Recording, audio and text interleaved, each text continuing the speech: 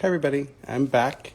Let's see if we can make this happen this time. Sorry about that. I don't. Technical difficulties, you know.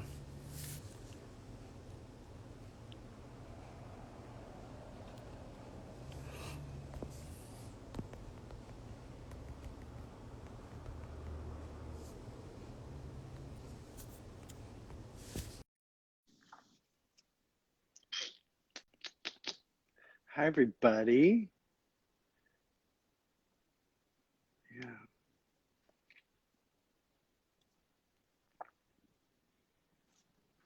How's everyone doing? Tell me something you guys are really excited about right now. What has you guys really excited at the moment? Was it the Super Bowl, the halftime show?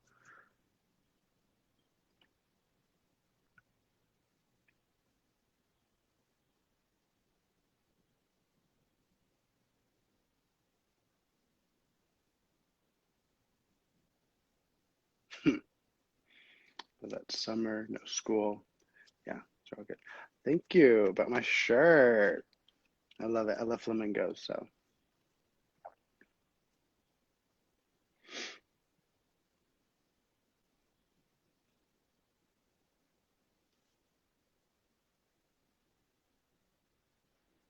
hmm.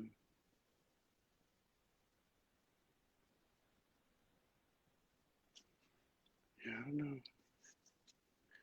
She said that the invite wasn't coming through for some reason.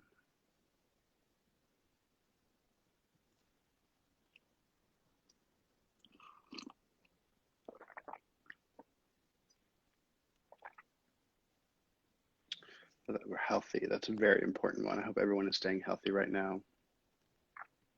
It's a really wild time right now. So I hope everyone's healthy. Hope everyone's safe.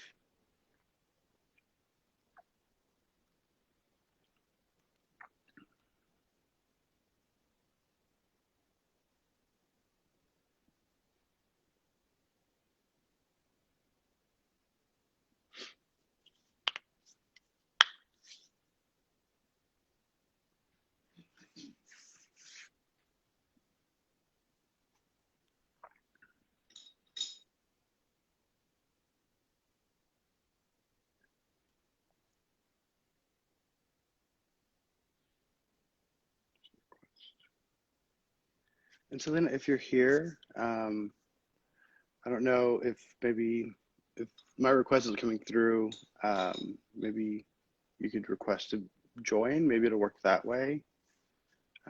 Because it keeps telling me that the request isn't going through. Sorry about this, guys. Technical issues.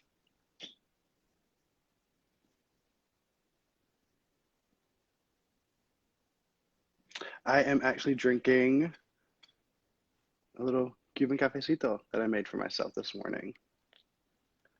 So, seemed appropriate talking about a Cuban film. Might as well make some Cuban cafecito. I'm Cuban. Are there any other Cubans here? Any other Cubans watching this live stream right now?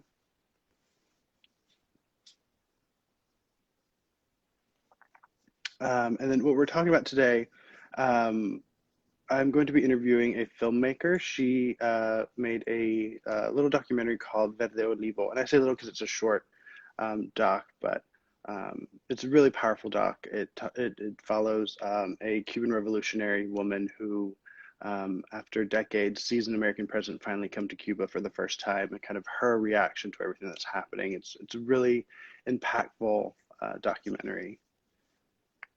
Hi, I see you saying that. Could you try to send a request to join? My requests to you for some reason aren't going through.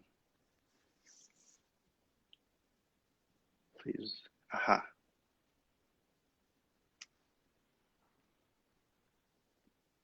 Waiting. Let's see.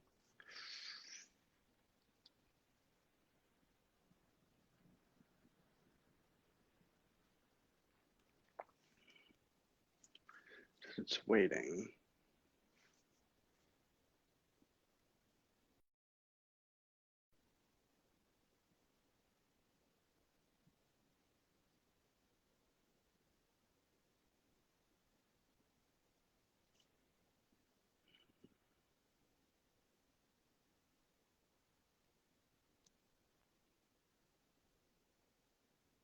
Hmm.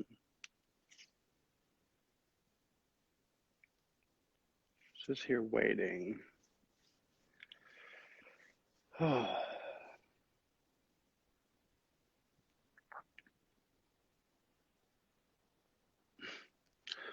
no. I don't know what's going on here.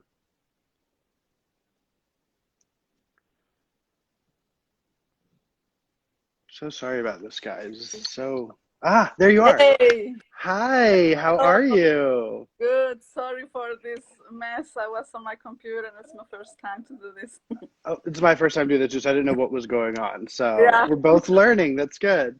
nice to see you. Good to see you. So let's start with just like introducing yourself. Tell our audience a little bit about you, your name, what you do, how long you've been a filmmaker. Just tell us about yourself. Okay, well, I'm Salvadorian Swiss. My name is Celina Escher, and I studied cinema in Mexico and in Cuba in the ISTB. It's the International Film School of San Antonio Los Baños. Mm. And I have been doing documentary films since, well, 15 years, but well, everything started also in Cuba, so I think you saw one of my works, and I've been doing only portraits about women and their socio-political context, and that's more the interesting part for me. Like that's my passion. Mm. So yes, so I'm here. Awesome. And so how, well, first off, why women? Like, why do you highlight women? It's clearly a very important topic to talk about. But I want to know, like, what got you most interested in like women specifically in Cuba? What was that draw for you? Well, first, women, because I'm interested to see stories about us. There have been so many films about men talking about men. So I got really tired of it because I didn't see myself reflected in the screen and the cinema. So I started just, to get into more stories about women, strong women, and that's how it started. And then I went to Cuba to the film school in San Antonio Los Baños, and so I decided I wanted to know more about the women and also to know more about the guerrilleras who were involved in the process of the Cuban Revolution, and also because they inspired me and they have inspired many, many women also in all Latin America in the different movements. So I wanted to know more about the Cuban women and about also how strong they are. This is what inspired me a lot. Mhm. And yes, and And also I'm a feminist, so this is also really important in my life.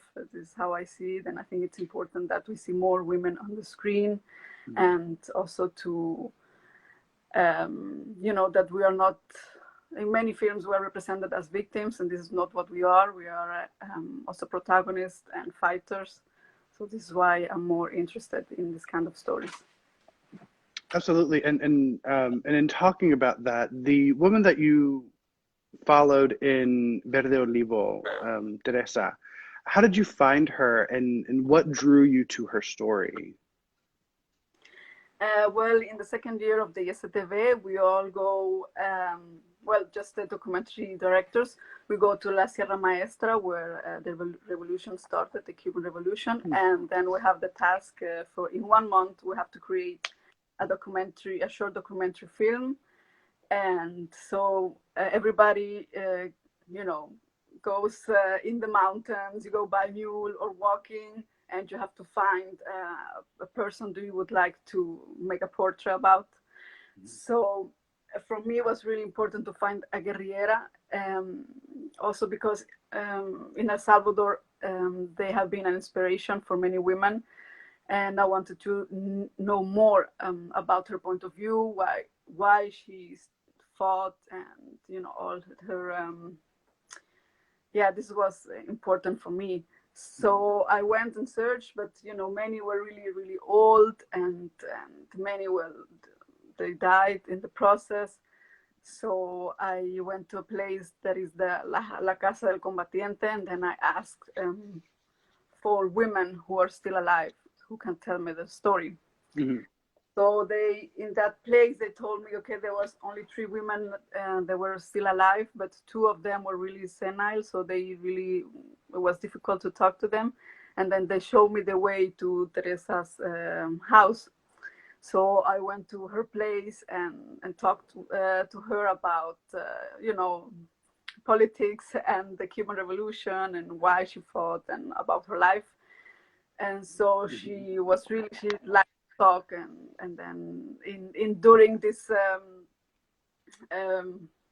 when we talked and having coffee and everything, she told me that she wanted to fix her TV because Obama was arriving. Mm. So this was the moment when I thought, okay, this is a really a good beginning, how we can start this documentary.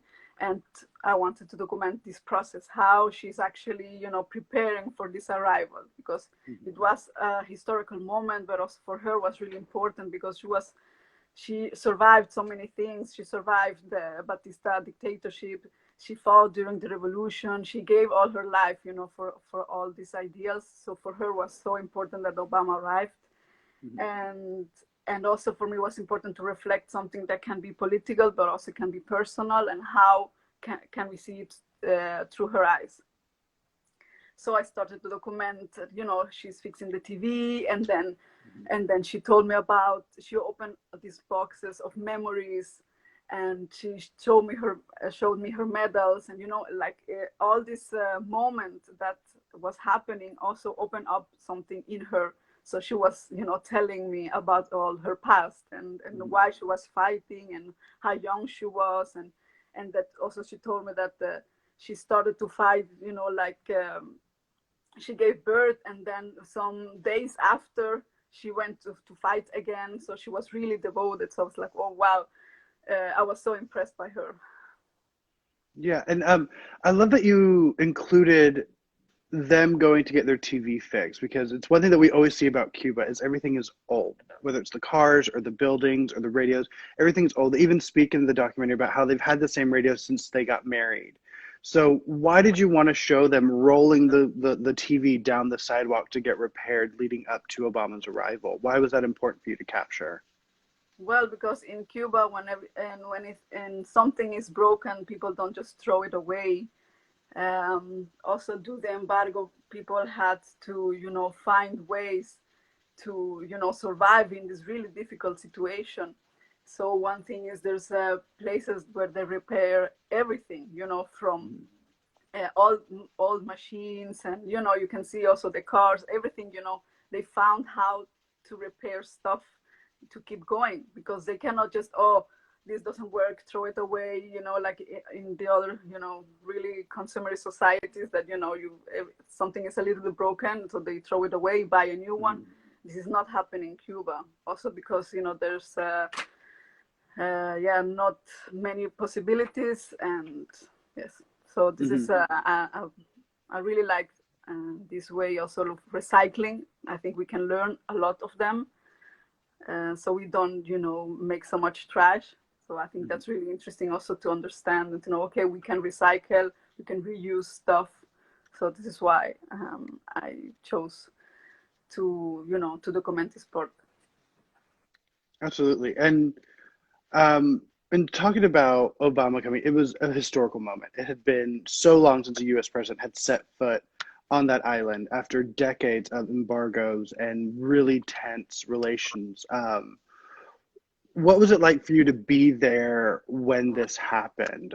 Aside from the film that you made, just you as a person to be there while this happened, what was the energy? What were you going through at the same time? Well, it was many, many things, because we know the history, the ongoing tensions, and Cuba has survived, the US embargo and all these aggressions. But at the same time, people were so excited, all the Cubans really excited that Obama was arriving. So it was like, a rock star was arriving in Havana. They cleaned the city, and they made everything, it was really, people had lots of hope that this will change something, at least, the economic situation, and also about Guantanamo. So people were really hoping something would change. And so I also hope that, but at the end we are realistic, and at the end it didn't change so much. And yeah, they started these diplomatic, relationships, but now everything they have to start it again. So I was really excited about the situation. Like, oh, will something change? Will this be for the better for the Cubans? But yes, at the end, I also was really disappointed, like them. Like, it didn't change so much. So we put lots of hope in it. But in that moment, all the Cuban family were in front of the TV. Well, if you're not in Havana, then everybody was in front of the TV watching. It was like, a social event also for everybody. Amazing. And what do you want audiences to take away from watching this film? I am Cuban. I'm from a Cuban family, and I hear a lot of talk about what happened during the revolution. I hear a lot of bad. I hear some good. So there's a lot of conflict, and I guess centered within the Cuban diaspora itself about what happened on the island. So what do you want people to take away from this film? Well, yes, it's really depends of the political position of the person who watches the film, and if they're gonna like it or not. And I know there's lots of conflict also of the people who are abroad in the Cubans who are in the United States, and the people who are staying, and yeah, it's really a difficult and a hard subject, I think, because it really depends where you stand, no? And I think there's many things that you can criticize to the Cuban Revolution, that it can be better. I think totally there's many things, but at the same time, if I compare it to El Salvador, while I was living in Cuba, I compare it a lot to El Salvador, and I see there's a big difference. For example, the violent situation in Cuba, I never felt any threat, for example. Living in El Salvador, it's really difficult for women to live there, and when I also think about the migrant situation in the United States also treats the Cubans very differently to the Central Americans. If you're a Cuban, you get the U.S. passport right away and support, and if you're a Central American, they can shoot you in the border. So it's really a whole different situation, no? Right? And this, I think, what for me is important is to talk about the revolution, but also from the people who fought it, not about the high ranks. And for me, it was important to know what did people do, like Teresa, for example, because they believed in something, they believed in the liberation of the people of Cuba, and to be free of the military dictatorship, to be free of the US imperialism, like all these things. I think we have to keep it in mind, And I wanted to put light on the situation, that there was this hope that maybe, the relations between Cuba and the United States could have been better, or, but at the end, still this tension, it keeps going. So, yeah, I think we have many things to criticize, but also to see the good things about the Cuban society and the Cuban Revolution. Absolutely. And go ahead, sorry. No, and for me, it was important, like how these guerrilleros are inspiring, This is, for me, the most important thing, and what inspired me to do this film. Absolutely. And talking a little bit more about the difference in the way that Cuban migrants are treated to Central American migrants. Obama, in I think it was his last week of his presidency, got rid of wet foot, dry foot, which did allow Cubans a different process when getting to the U.S., whether in entering. My family benefited from it. So have you kept in touch with Teresa and her husband Orlando, and what has it been for them knowing that Obama came to their island, and have they had any reaction to Obama getting rid of that that law, that special treatment for Cubans? Well, the last time I met Teresa, I gave her the film and I showed her the film and she really liked it. But after that, I was not able to go again to La Sierra Maestra. About the migration situation, well, it's, well, at one side, it benefited many families as yours. But if I always compare it like with the Central American migration, then it's really different how they treat people and how we have seen, didn't change so much because there are still children in cages and family get separated. People from Central America, El Salvador, Guatemala, Honduras, so they are treating me really bad. And this is still happening, so there's like many human rights violation happening inside the United States, and people don't have any rights if you come from Central America. Also, we see like these nationalist snipers, they also go and shoot people when they try to cross the borders. So there's like a really different situation. So I don't know. I hope it will change something with this new administration, but there's still many kids in cages. Yeah, there's a lot happening when it comes to migration right now on the border. We're going to have to wait and see exactly what happens. I know that the current administration is signing different executive orders. There's been legislation proposed to change the immigration system, and I guess we're going to have to wait to see how that all shakes out and what that looks like. But going back to the documentary, I wanted to know, have you shown this or have you been anywhere where Cubans have seen it? And what has the reception been from them about this film? Well, the premiere was in Créteil in Film de Femmes. It's a women's festival in France.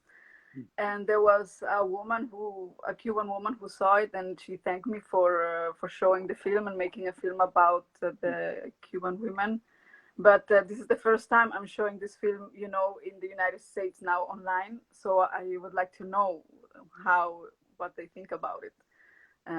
Yeah, because I just showed it in some festivals in Europe, but not in the United States. So this is the first time. Absolutely. And how did this impact you as a storyteller? How did this change the way that you approach topics or the way that you find people? Because finding someone who was a female revolutionary fighting for Castro is interesting. It's something that we don't hear a lot about in the U.S. especially. So I'm just curious, like, how did this change your whole concept of filmmaking and finding your sources? Well, in this specifically in this film, I had to do all the research and a bit of the production, and I did the camera and the editing. So it was a lot of work. I just had one person who was holding the boom, doing the sound. And so during the shooting and like the recording was a bit, I have to adapt in the situation really fast. And it was lots of pressure also because you want to tell something, but I was also telling a story about elderly woman, so I have to adapt in her rhythm and listen a lot and be patient, and it's open up that you get more sensitive, I think. And this, I think, it helped me a lot for my next films.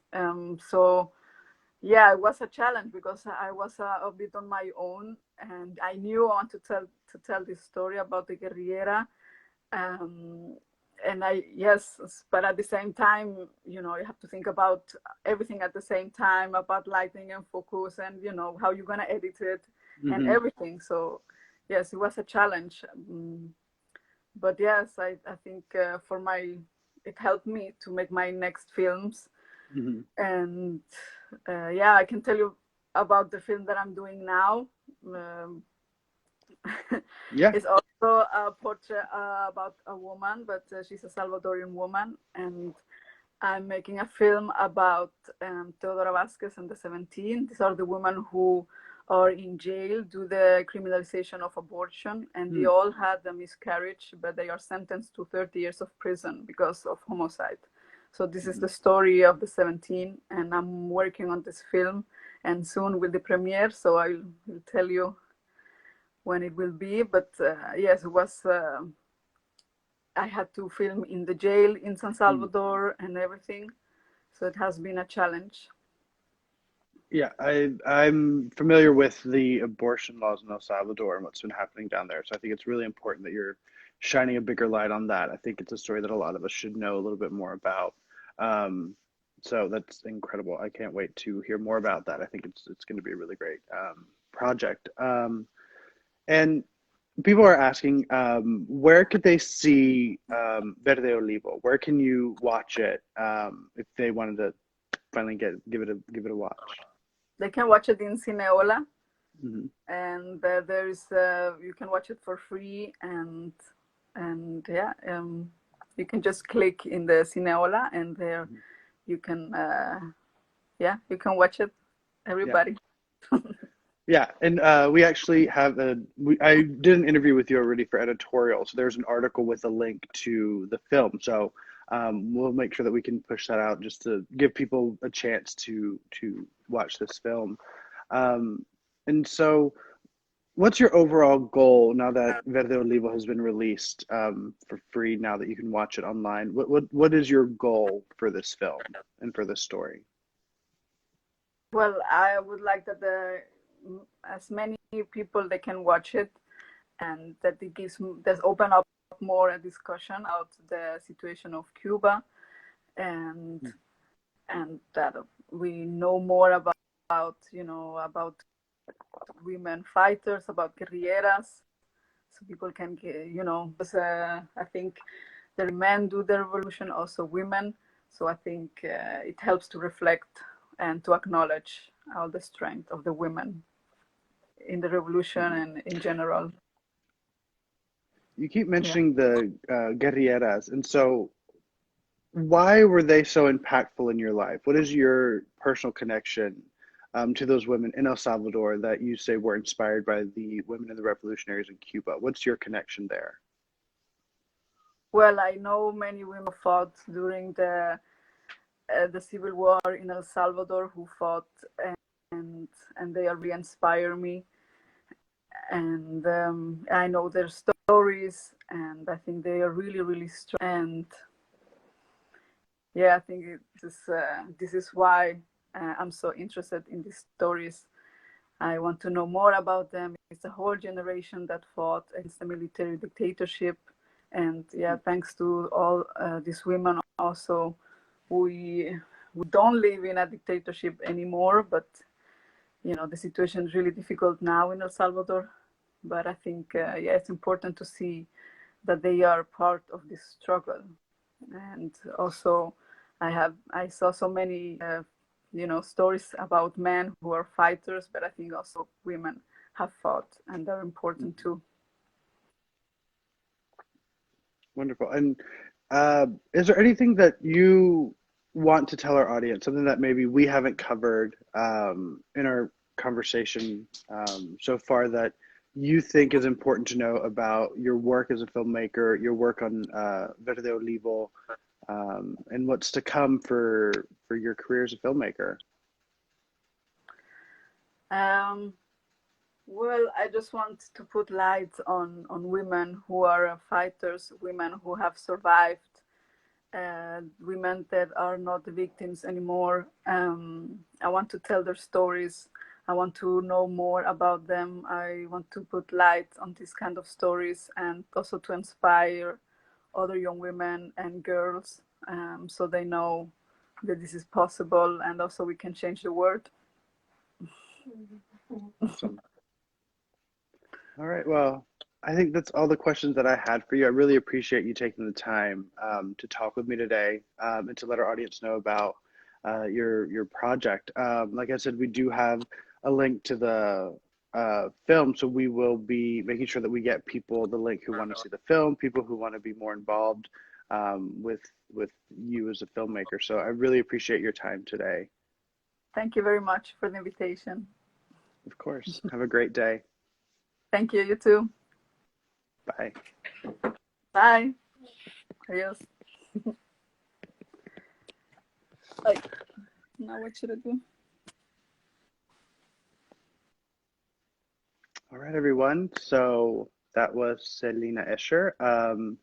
Thank you for sticking around. Thank you for accompanying us on this conversation. I hope you enjoyed it, and be on the lookout for the link to check out Verde Olivo.